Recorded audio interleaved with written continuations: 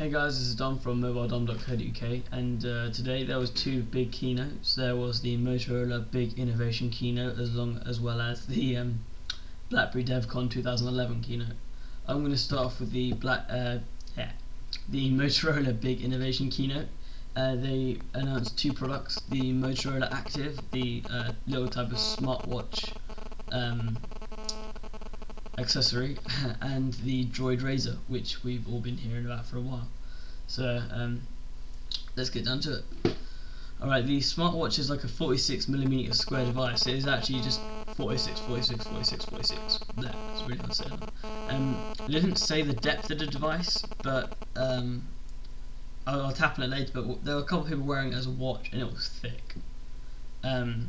It's relatively light, it's 35 grams, so you probably wouldn't even feel it.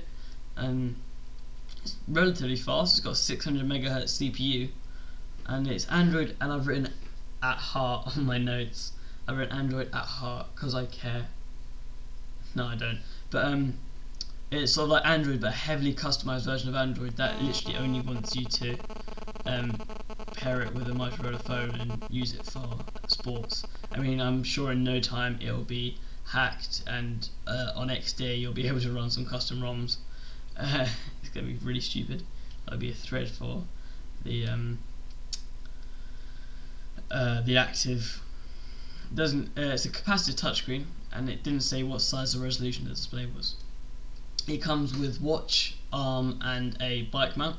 So yeah, it says sweat-resistant watch band. So when you're going jogging, or if you just want to use it as a watch, why not? You can. It's got a I think it's a neoprene armband, so if you want to go running or something like that, or if you're at a gym, it's always there. You can. And if you can't see it, I'm holding my arm there for like the armband. I said my wrist like that. So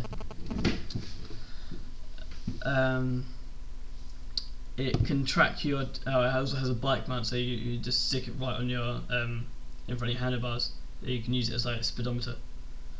It can track your heart rate. It tracks your time, distance, speed, and the calories you've burnt in how long it took you to do that, which I think is pretty cool. And this is, if I was going to buy one of these, I mean, I'm not a massively sporty person. This is probably one of the things that brings me over the edge. I've seen a lot of these like smartwatches that have a heart rate monitor, GPS, and all that. But to have your heart rate, you've got to wear like a band around your chest, and it has a sensor right in front, and it that takes your pulse and sends it to the watch, which is all right in theory. But you just got to remember not to misplace that bit, otherwise the heart rate monitor of the watch is useless. But what the Active does, it's got a pair of Bluetooth as well as wired earphones, the ones that go over your ears. And because there's a place behind your ears where you can check your pulse, built into these headphones, I reckon, because they have the in-ear bit and then they have a hoop that goes over your ears.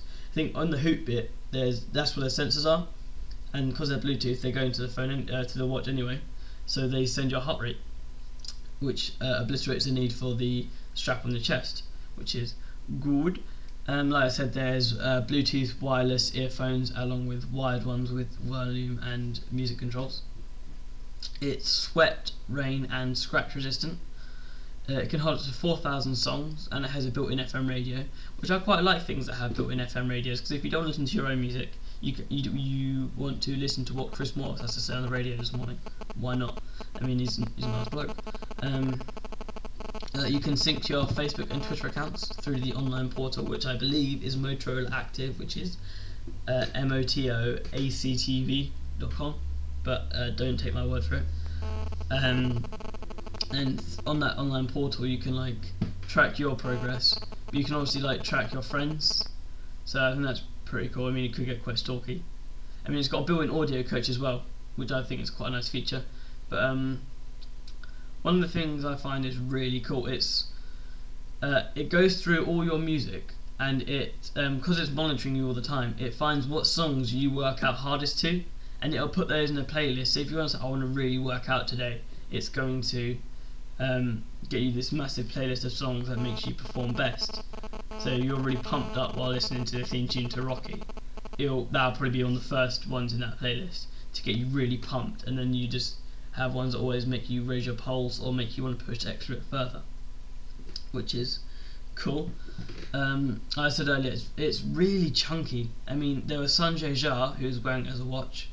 There was a marathon runner who I think he did something like 30 marathons in 30 days in 30 continents or something like that. I'm not a massive like a sports fan or a runner or anything, like I said earlier in the video. I had him and the winner of The Biggest Loser. They were both wearing it as watches, and it was really thick. Like, you could see it on their wrists, and even thank God it's light, because if it wasn't light, I think you're just being stupid now. You want me to wear something that wear something that weighs a ton and is really thick. I was like, no, I'm not doing it. But it doesn't really weigh that much, and obviously I reckon you can get used to it after a while. Both of them, there's two versions, an 8GB and a 16GB. They're going to be available on November 6th. The 8GB is $245, and the $249, and the 16GB is $299. Alright, let's get on to the next part of the Motorola keynote, which is the Droid Razr. And we've been hearing about the Razr for ages, but it's been under the codename the Droid HD and the Spider. Pardon me.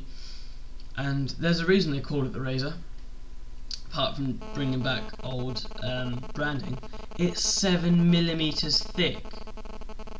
I'm sorry, what?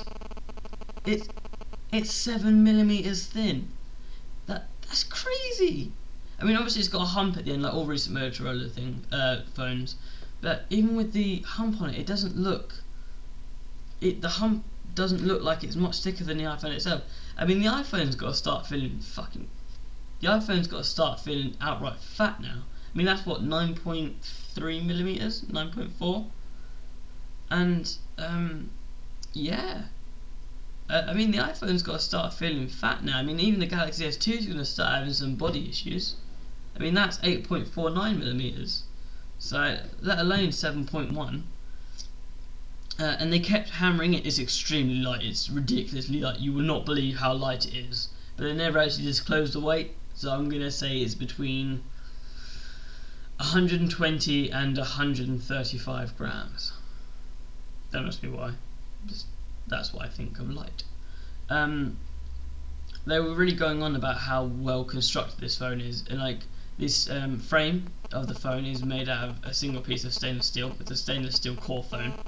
The back plate is woven Kevlar, so that's what they make bulletproof vests out of. I mean, obviously you do not like shoot a bullet through your Droid Razr, because you will break it.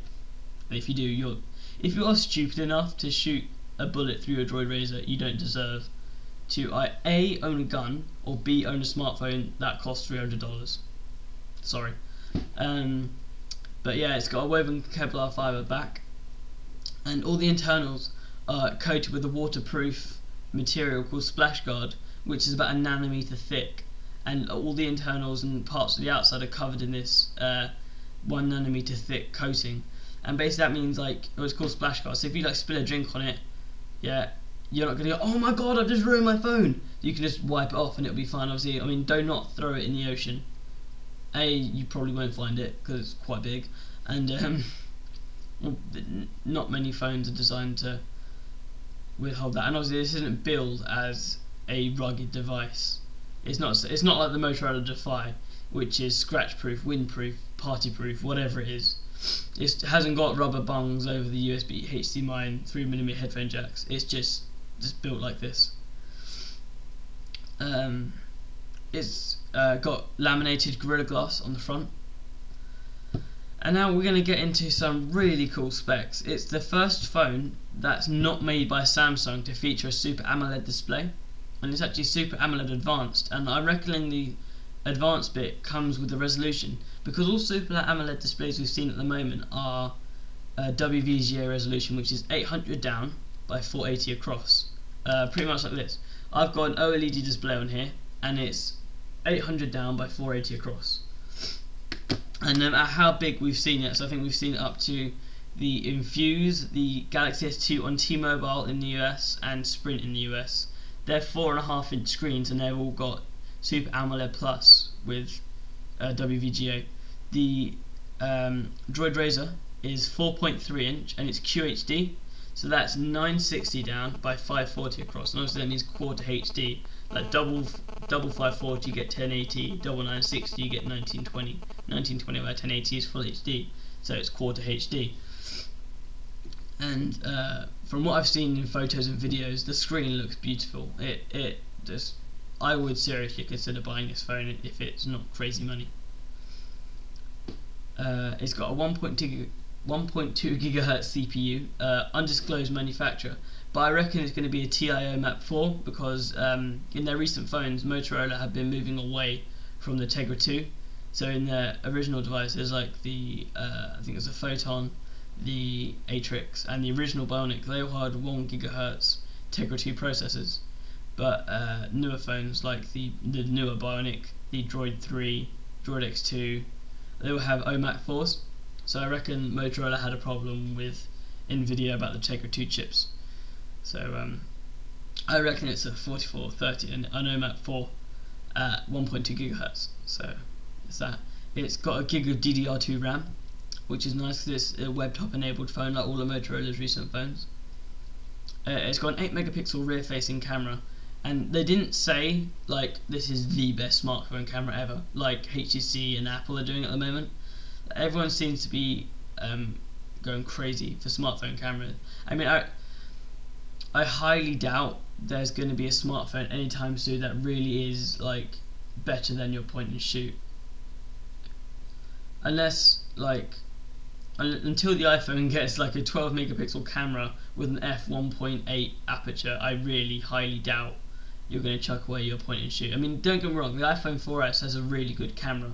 It's a great 8 megapixel shooter, and it rivals it even rivals Nokia N8, the 12 megapixel camera on that. But I mean, don't get me wrong, the N8 is a great camera and I loved it. But yeah, they didn't say this is the best camera in the world. They didn't really disclose any specs other than that. They just said it was 8 megapixels and it can record 1080p HD video, and going with the trend, I'm going to guess it's 30 frames per second. I don't think with the device is powerful they're going to limit it to 24 frames per second. So, like I said, that's just me guessing. It's got because of the frame, the battery is sealed in the phone, so if it does die on you, I think that's going to be quite an issue. It's can't speak. It's 1800 milliamp hours. So and it's quoted as being like, as well as being the thinnest phone in the world at 7.1 millimeters. I think the thinnest phone before that is some Japanese phone, I think the Sharp Lynx, and that's a 3D phone by the way, and that's 7.7 millimeters. I just like, that's crazy. I mean, and that's not coming out of Asia. So to have a phone over here that's thinner than that, faster than that, not 3D, but I think 3D is a gimmick anyway. So to not have that and to have it thinner is just great. But it's quoted as having 12.5 hours of talk time and nearly 9 hours of video playback, which I think is just monumentally crazy. I feel really sorry because on the keynote they pitted up against the HTC Thunderbolt and the Samsung Droid Charge, and the whole reason the Thunderbolt took so long to come was that it was having really bad battery issues, like it lost 2 hours on a charge. And I mean, it's even with all the software updates and the stability updates they've pushed to it, it's still not got great battery life. And then when the Droid Charge came, it was like, oh, this has got the best battery life of any LTE device available. I mean, bear in mind it was a second LTE device, and it wasn't exactly hard to beat the Thunderbolt, but it still had good. It still had good battery life. I mean, it was better than Revolution, which was third. So, yeah.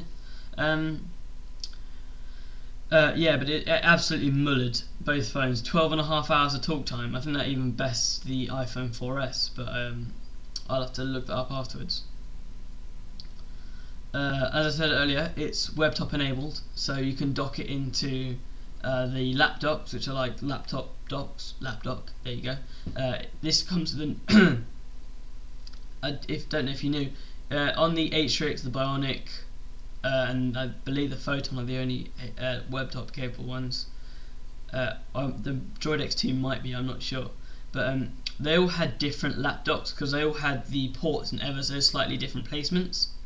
So to alleviate that, they have like a universal connector on a cable now, and it doesn't look as nice, but it will fit any Webtop enabled phone, which is good, but still kind of sad because I prefer the.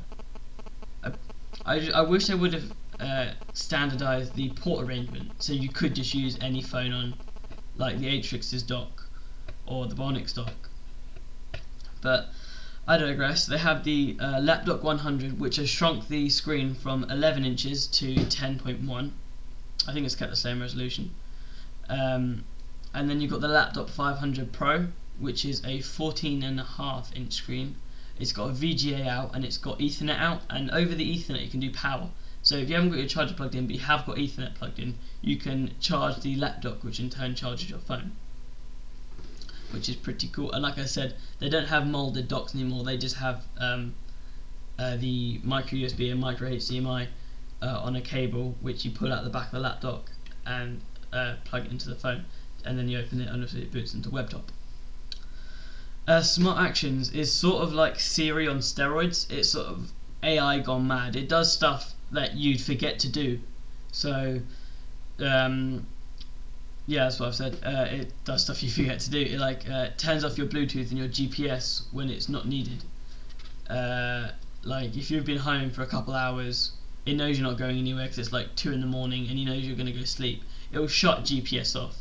It will shut your Bluetooth off, because why are you going to use Bluetooth at home unless you've got your Bluetooth speakers paired up right now?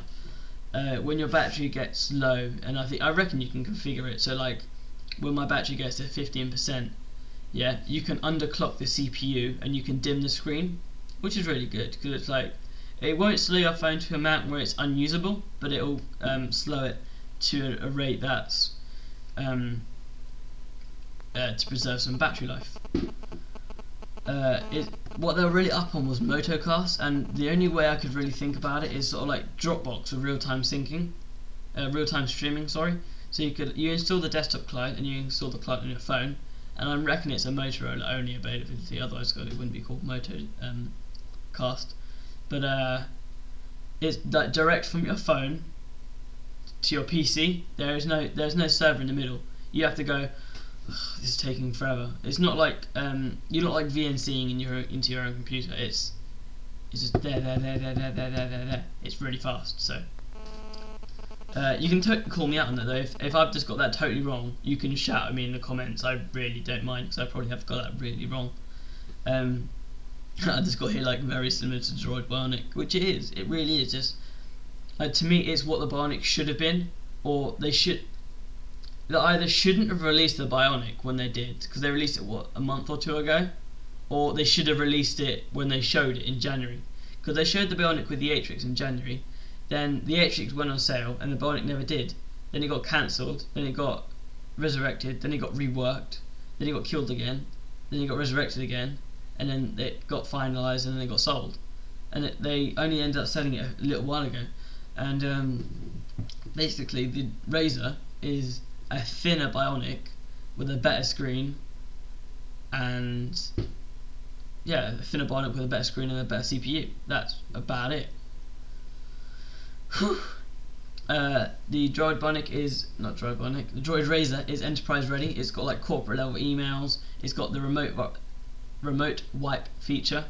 So like if your phone's lost or stolen, your IT guys at your work can just like log into your phone, lock it, wipe it, get all your data back, all your apps, all your emails, all your contacts, so that's not a problem. And it's got high-level password encryption. It's got Citrix GoToMeeting installed, so if you have got the Citrix client installed on your PC and on your phone, you can log into your computer on your phone if you've got a what's it called? Presentation that you forgot to bring, and it is needed for this massive and it's needed for this presentation you're about to give.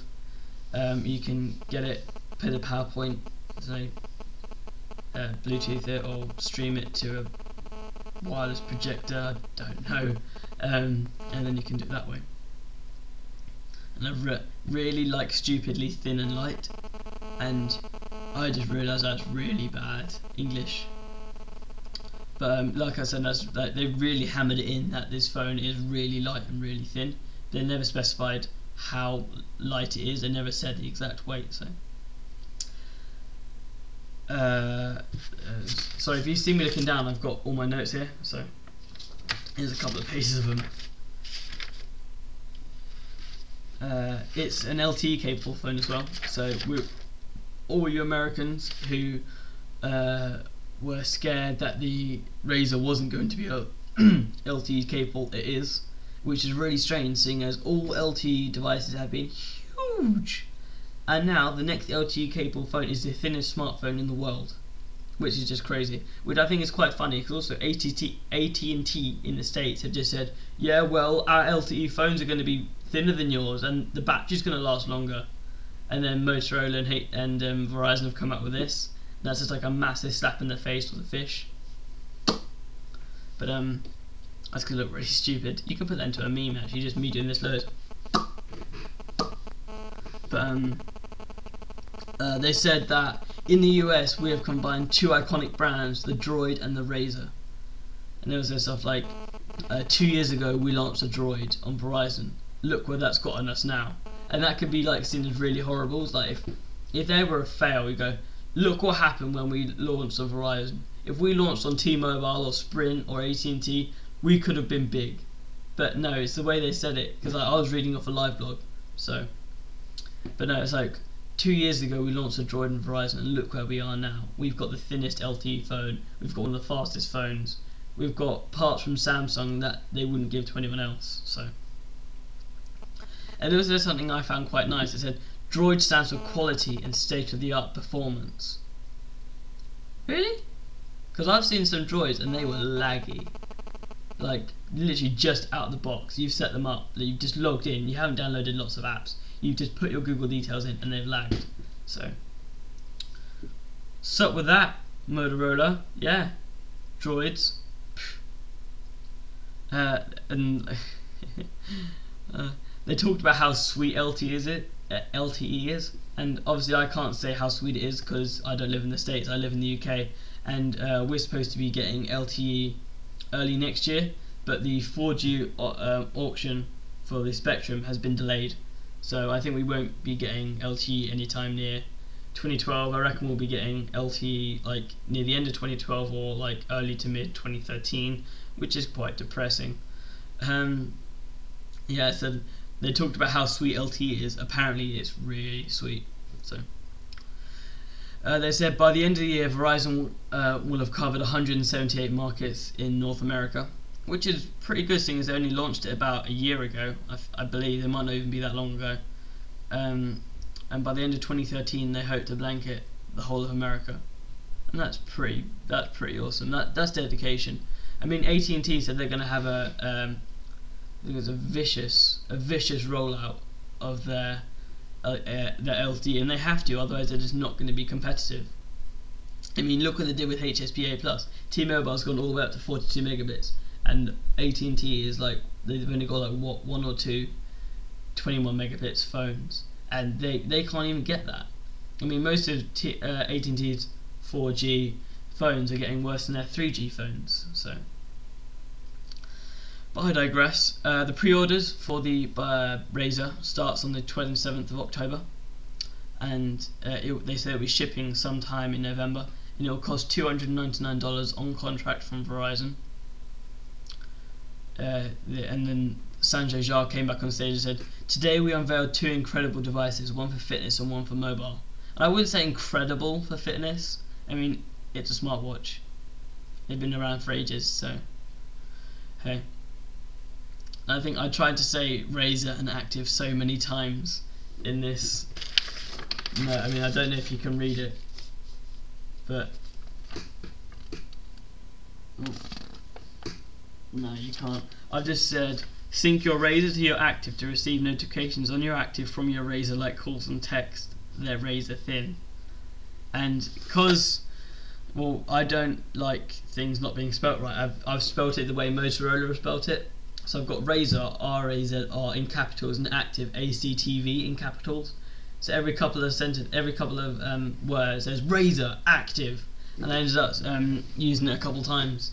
and it's really annoying my OCD now.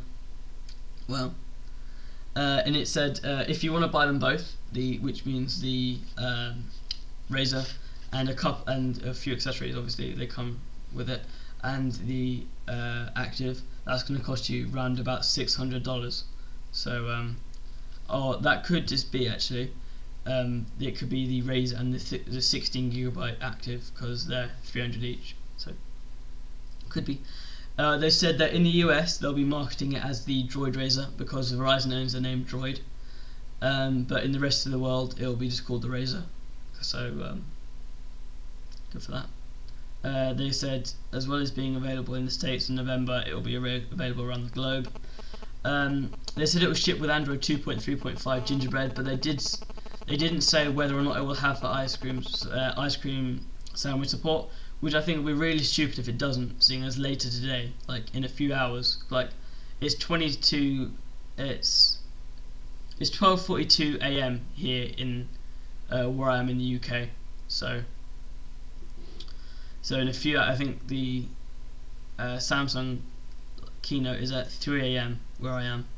So I've got like 2 hours and 20 minutes until their keynote. So in less than a day, ice cream sandwich is going to be announced, and if there's no support for ice cream sandwich on the Razr, there's going to be a lot of unhappy people. Well, that was my recap for the Motorola live blog. I did not expect it to be this long, so I'm going to cut this video here now and upload it, and I'm going to shoot the one for the BlackBerry DevCon. So until next time, guys.